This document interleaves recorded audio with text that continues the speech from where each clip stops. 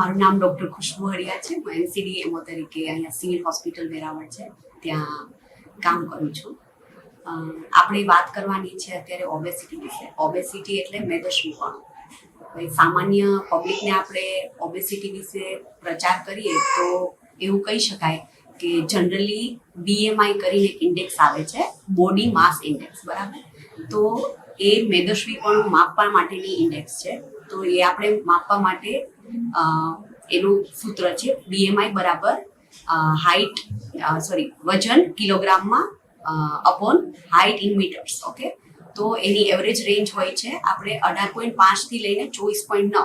આટલું બોડી માસ ઇન્ડેક્સ હોય એ તંદુરસ્ત નોર્મલ વ્યક્તિનું હોય છે. હવે 18.5 થી જે નીચે હોય એ લોકો વધારે પતલામાં આવે છે અને 24.9 થી ઉપરના લોકો હોય એ મેદસ્વીપણામાં આવે છે, બરાબર. આપણે ઓબેસિટી હોય એના માટેના અમુક રિસ્ક ફેક્ટર્સ હોય છે, જેમ કે જીવનશૈલી, બેઠાડું જીવન હોય, પછી વ્યસન હોય, ટોબેકો, આલ્કોહોલ, બરાબર. પછી ત્રીજું કે બહુ ખોટું સમતોલ આહાર ના લેતા હોય, બેઠાડું જીવન હોય, આ બધાના રિસ્ક ફેક્ટર્સ છે. તો આપણે એને અટકાવવા માટે શું કરી શકીએ?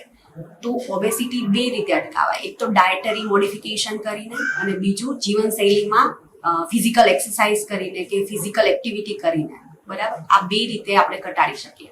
હવે વાત કરીએ ડાયટરી મોડિફિકેશનની, તો એમાં આપણે એવું કરી શકીએ કે પહેલી વાત તો કે સમતોલ આહાર બધાએ લેવો જોઈએ, બરાબર. આપણે એનસીડી ડ્રાઈવમાં એવું હોય કે અબો 30 બધાને એનસીડી રિલેટેડ ડિસીઝ હોય એના માટે સ્ક્રીનિંગ કરતા હોઈએ છીએ.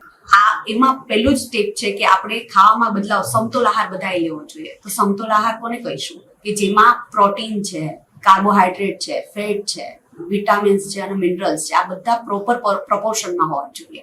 એટલે આપણી જે મીલ હોય, જમવાની જે પ્લેટ હોય, એમાં આ બધું માપસરના પ્રમાણમાં ઇન્ક્લુડ હોય એને આપણે બેલેન્સ ડાયટ કહીશું, સમતોલ આહાર કહીશું. એટલે બધાએ પોતાના આહાર સમતોલ રાખવો જોઈએ, બરાબર. પછી બીજો ચેન્જ એ રીતે કરવાનો છે કે પૂરતા પ્રમાણમાં દિવસમાં પાણી પીવું જોઈએ. 10 થી 12 ગ્લાસ પાણી પીવા જોઈએ. મિનિમમ 2 લીટર પાણી પીવું જોઈએ રોજે. ત્રીજી વસ્તુ આવશે કે ઉપરથી આપણે ટેબલ સોલ્ટ નાખીએ કે ઉપરથી જે ખાંડ નાખીએ, બરાબર, એ તો બિલકુલ ટાળવાનું છે. એટલે નમક અને ખાંડનો બહુ પ્રમાણસર ઉપયોગ કરવાનો. શુગરી આઇટમ્સ, ડેરી આઇટમ્સ, પછી બહારના પેકેટ્સ ફૂડ, એ બધા કટ ડાઉન કરી નાખવાના, નહીં ખાવાના, બરાબર. પેકેજ્ડ ફૂડમાં પ્રિઝર્વેટિવ્સ હોય છે, બીજી બધી વસ્તુ હોય છે, સોલ્ટનું પ્રમાણ વધારે હોય છે, જે શરીર માટે નુકસાનદાયક છે. તાજા ફ્રૂટ્સ ખાવા, સિઝનલ ફ્રૂટ્સ બધા ખાવાના, બરાબર. એટલે એ બધું સમતોલ આહારનો પાર્ટ થયો. હવે વાત કરીશું ફિઝિકલ એક્ટિવિટીની. તો એના માટે તમને જે ગમે તેવી, જેમ કે ચાલવું, દોડવું, કે પછી જીમમાં જયા, કે પછી ઝુંબા કરી લીધા, તમને જે ગમે એવી એક્ટિવિટી દિવસમાં 1/4 કલાક કરવી જોઈએ. વીકના 5 દિવસ આપણે એક્સરસાઇઝ કરવી જોઈએ, બરાબર. એમાં તમને જે ગમે તેવી કોઈ બી એક્ટિવિટી તમે કરી શકો છો. એટલે એક વીકની અંદર આપણે 2.5 કલાક કરી શકીએ એટલું આપણે કાર્ડિયો કરવું જોઈએ, બરાબર. પછી મસલ સ્ટ્રેન્થનિંગ એક્સરસાઇઝ બી કરવી જોઈએ, જેનાથી મસલ ગેઇન થાય. હા, વ્યસન ટાળવું જોઈએ.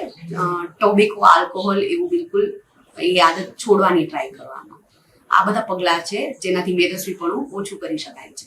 હવે આપણે સારવારની વાત કરીએ તો જે લોકોને મેદસ્વીપણું હોય એ દરેક લોકોએ ડૉક્ટર પાસે જવું જોઈએ. એનો BMI માપવો જોઈએ. પછી ડૉક્ટર કહે એ રીતે દરેકને બોડીમાં કઈ રીતે બદલાવ લાવવાના છે. એટલે આ બધા મેં આગળ જે પોઈન્ટ્સ કહ્યા એ તો ઇન્ક્લુડ કરવાના જ છે.